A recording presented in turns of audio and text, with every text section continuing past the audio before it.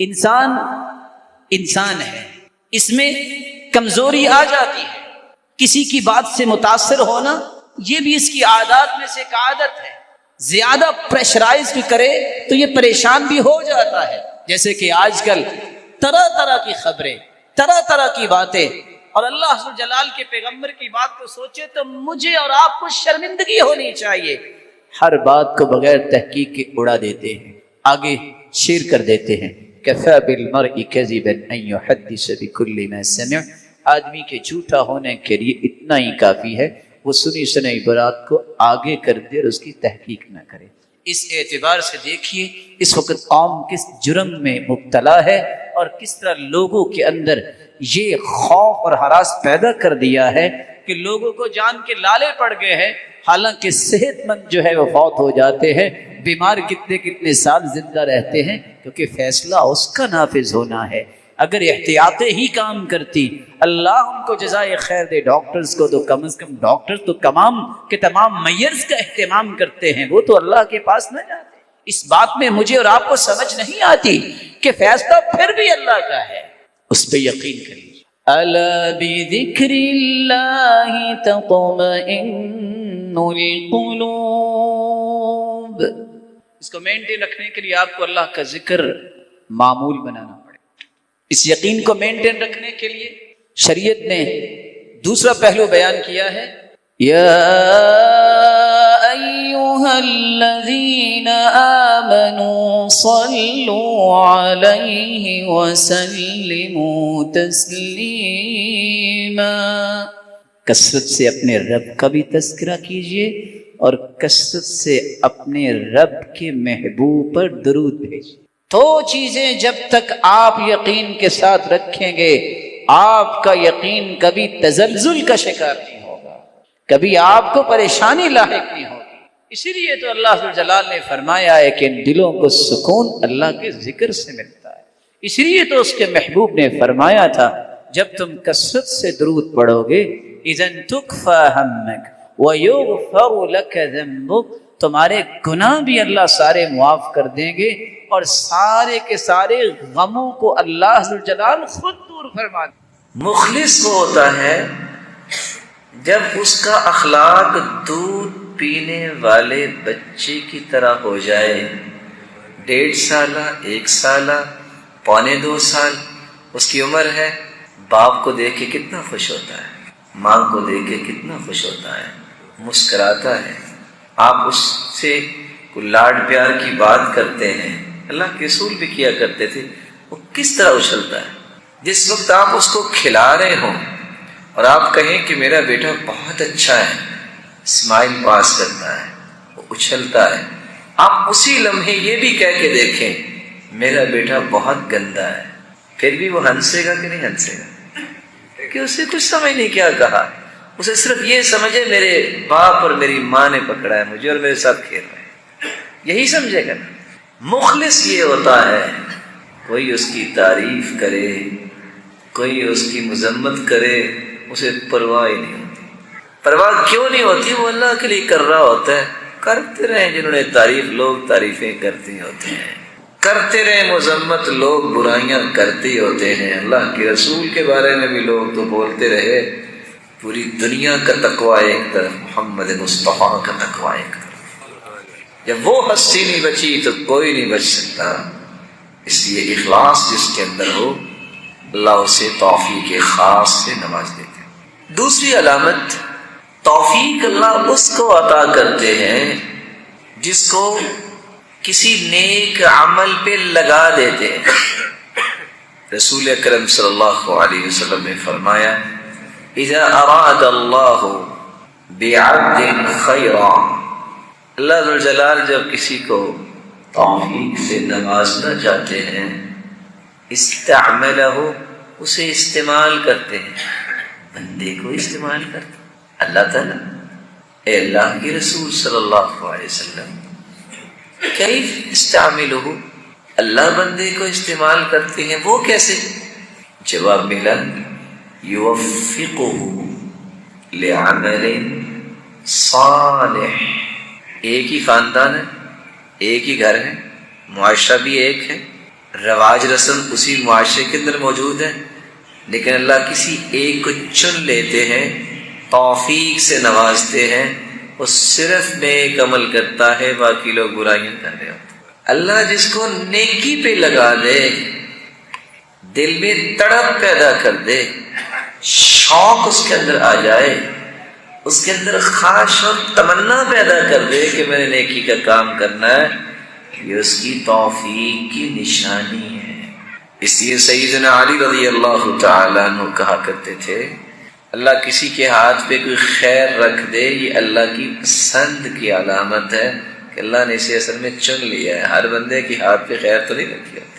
تو اخلاص کے بعد اللہ کسی کے دل میں اس طرح کی تڑپ پیدا کر دے۔ آپ نے دیکھا ہوگا بعض بچے ماشاءاللہ بچپن سے ہی باپ گھر بھی ہوتا ہے، وہ نماز باجماعت ہی پڑھتے ہیں، بعض لوگ زیادہ پڑھے نہیں ہوتے، لیکن مجال ہے کہ انہوں نے کبھی گالی دی ہو، مجال ہے کہ انہوں نے کبھی جھگڑنے کو پسند کیا ہو۔ یہ ہے لوگ جن کو اللہ نے پسند کر لیا۔ تیسری نشانی، اگر توفیق چاہیے اللہ تعالیٰ کی تو پھر دین کی صحیح سمجھ اللہ دے دیتے ہیں۔ مَن يُرِدِ اللَّهُ بِهِ خَيْرًا يُفَقِّهْهُ فِي الدِّينِ۔ اللہ ذوالجلال جب کسی کے ساتھ خیر اور بھلائی کا ارادہ کرتے ہیں تو اسے دین کی گہری سمجھ عطا کر دیتے ہیں۔ گہری سمجھ سے کیا مراد ہے؟ الفاظ کے معنی تو بندہ یاد کر ہی لیتا ہے نا، الفاظ کے معنی تو سمجھ آ ہی جاتے ہیں نا، ان معانی کے مطابق زندگی کے زاویے درست کرنا یہ گہری فہم کے بغیر کیسے ہو؟ یہ سمجھ تو آ گیا ہے کہ یہ لفظ ہے قرآن کے، اس کا معنی ہے، لیکن صحیح سمجھ کیا ہے؟ سمجھ آنے کے بعد اس کا رنگ انسان پہ نظر آئے۔ اللہ تعالیٰ یہ رنگ ہر ایک کو نصیب فرمائے۔ توفیق کی ایک چوتھی علامت بھی ہوتی ہے، اللہ تعالیٰ جسے عطا کر دے، وہ کیا ہے؟ جس کو حلال لقمہ نصیب ہو جائے، اللہ حرام سے بچا لے، تو وہ موفق انسان ہوتا ہے۔ کیسا حلال؟ سعد رضی اللہ تعالیٰ نے تمنا کا اظہار کیا، دعا کر دیجئے میری دعا رد نہ ہوا کرے۔ آپ نے دعا تو نہ بتائی، دوا بتا دی۔ دعا تو اس صحابی کے لیے ہوتی، آپ نے دوا بتا دی کہ امت کا ہر فرد اس کو استعمال کر سکتا۔ اطعم من طعمک تکن مستجاب الدعوات، کھانا اپنا حلال کر لو، جو بولو گے اللہ قبول کر لے، اللہ تعالیٰ اسے قبول کر لے۔ ایک پانچویں نشانی بھی ہے، اگر کسی کو اللہ عز و جلال نے توفیق سے نوازنا ہو تو پانچویں نشانی اس کی یہ ہے کہ اللہ عز و جلال اس انسان کو زندگی میں ایسے انسان سے تعلق جوڑ دیتے ہیں جس انسان کو اللہ نے توفیق سے نوازا ہوتا ہے۔ عالم ربانی، نیک اور صالح انسان، ایسی مجالس، صحابی مدینے آئے اور آ کے کہتے ہیں اللہم وفقنی جلیسا صالحا، اللہ مجھے نیک دوست کی توفیق عطا فرمائے۔ دعا یہ کرتے ہیں۔ ابھی اتنی بات کر ہی رہے تھے تو سامنے صحابی آ گئے، کہتے ہیں السلام علیکم، آپ نے کس سے ملنا ہے؟ کہا ملنا تو کسی سے کیا ہے، آپ پہلے اپنا تعارف کروائیے۔ تعارف کروایا، کہا میری دعا پوری ہو گئی، میں دعا یہ مانگ رہا تھا کہ نیک مجھے مل جائے، تو اللہ عز و جلال نے مجھے نیک ساتھی عطا کر دیا۔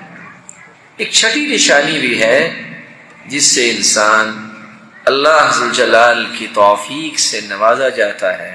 وہ نشانی کیا ہے؟ مسجد میں بیٹھے ہیں، ساری نماز پڑھ رہے ہیں، کوئی نہیں پڑھے گا لوگ کہیں گے اوے کیا کر رہے ہو مسجد میں، نماز کیوں نہیں پڑھ رہے؟ مزہ اس نماز میں ہے، اللہ کی توفیق وہاں سے ملتی ہے۔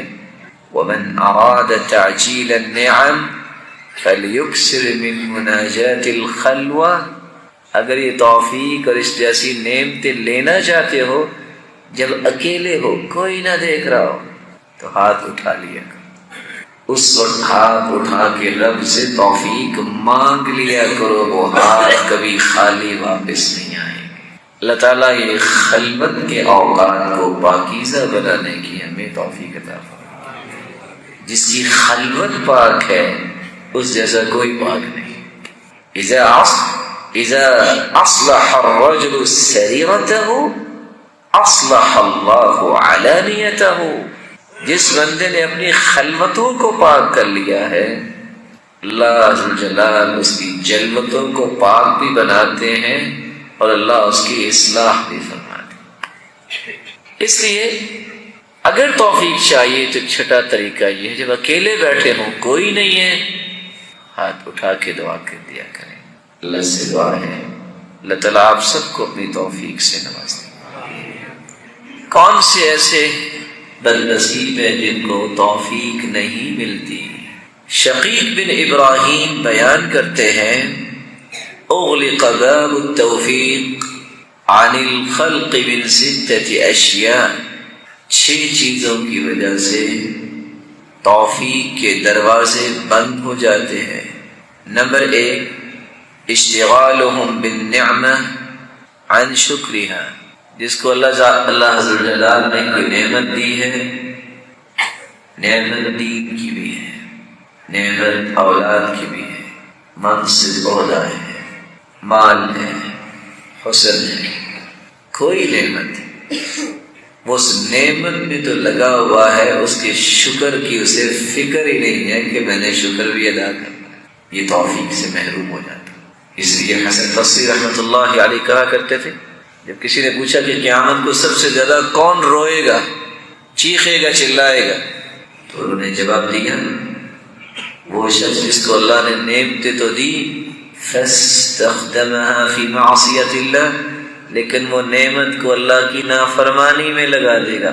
منصب تھا، رشوت، ڈاکے، چوری، فراڈ، دھوکے میں لگا دیا۔ حسن تھا، برائی میں لگا دیا۔ علم تھا، لوگوں کو دھوکہ دینے، غلط بیانی میں اس علم کو لگا دیا۔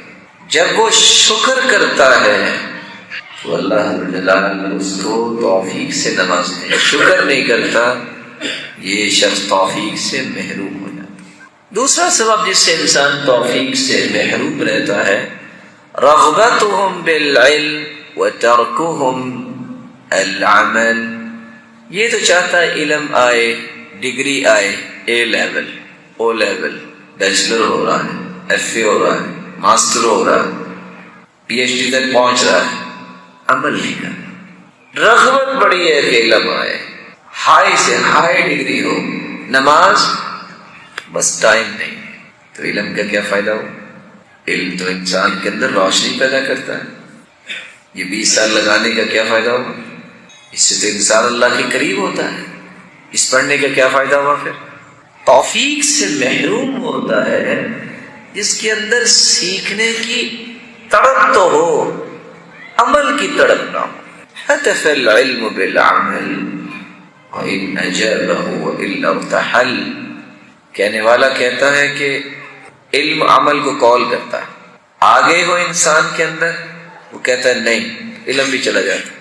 اگر وہ کہتا ہے عمل آ گیا ہو تو علم کہتا ہے میں بھی آ رہا ہوں، پھر علم اور عمل اکٹھے انسان میں رہتے ہیں۔ عمل نہ آئے تو علم آیا بھی رخصت ہو جاتا ہے۔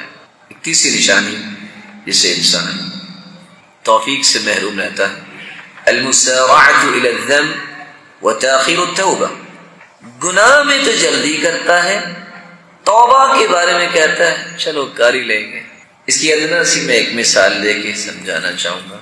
گناہ یہ ہے کہ نماز نہیں پڑھتا، توبہ لیٹ کرتا، کیا کہتا ہے پڑھ ہی لیں گے، کہاں سے توفیق آئے گی؟ جھوٹ پہ اپنی زندگی لگا رکھی ہے، جھوٹ تو بول رہا ہے، رکتا ہی نہیں ہے، جب جی چاہے بول دیا۔ صداقت کے بارے میں چلو ابھی بڑی زندگی پڑی ہے، سچ بول لیں گے۔ چلتی پھرتی مثال بھی چیک کیجیے، گناہ میں جلدی ہے، توبہ میں تاخیر۔ گناہ کیا ہے؟ روزانہ نبی کے پیاری سنت کو کاٹتا ہے، شیو کرتا ہے۔ توبہ چلو حج کر کے رکھ لوں گا، پتہ ہے آپ حج کریں گے، چلو ابھی تو میں جوان ہوں، بڑھاپے میں رکھ لوں گا، پتہ ہے تم بڑھاپے تک پہنچو گے۔ اور کچھ لوگ زیادہ ہی بیچارے مسکین ہوتے ہیں، کہتے ہیں شادی کے بعد رکھ لوں گا۔ تو کیا خیال ہے جن کی داڑھی ہوتی ہے وہ ساری زندگی کنوارے رہتے؟ نہیں، بلکہ اللہ نے ان کو ایک ایک، دو دو، تین تین، چار چار دی ہوتی ہیں۔ گناہ میں تو جلدی ہے، ہر روز تاخیر التوبہ، لیکن توبہ میں تاخیر ہے۔